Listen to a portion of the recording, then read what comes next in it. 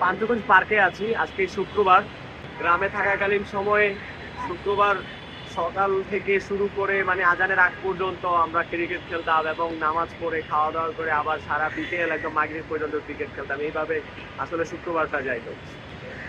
এখানে পান্থপথ পার্কে আজকে সকাল থেকে এই অংশটুকু, এই বিধ্বস্ত অংশটুকু, এখানকার আশেপাশের যেই বাচ্চারা আছে তারা ক্রিকেট খেলছে, বিভিন্ন ধরনের খেলা খেলছে।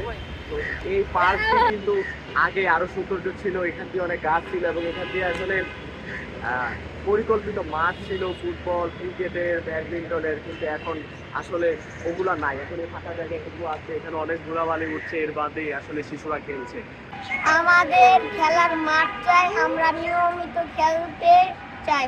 আমরা স্কুল বা বিদ্যালয় থেকে সারাক্ষণ করি এবং একটু বিশ্রাম নিয়ে এই এই পান্থকুঞ্জ পার্কে আমরা খেলতে আসি এবং খেলা শেষে এই অনেক গাছের উপর বিশ্রাম নিতে পারতাম আমরা।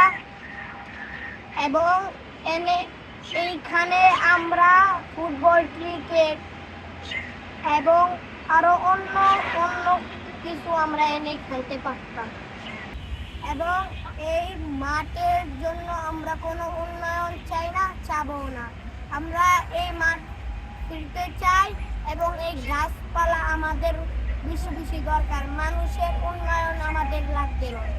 আমি কয়েকজনের সাথে কথা বললাম, তারা চাচ্ছে খেলার মাঠ ফেরত তাদের। আপনারা জানেন বাংলাদেশ গাছ রক্ষা আন্দোলনকারীরা এখানে আজকে আমাদের 43তম দিনের অবস্থান কর্মসূচি চলছে। আমরা এই হাতিঝিল জলাধারটি এবং এই পান্থপথ পার্কটি রক্ষার জন্য আমরা লড়াইটা চালিয়ে যাচ্ছি। আমরা এই খেলার মাঠ, এই পান্থপথ পার্ক ফেরত চাই।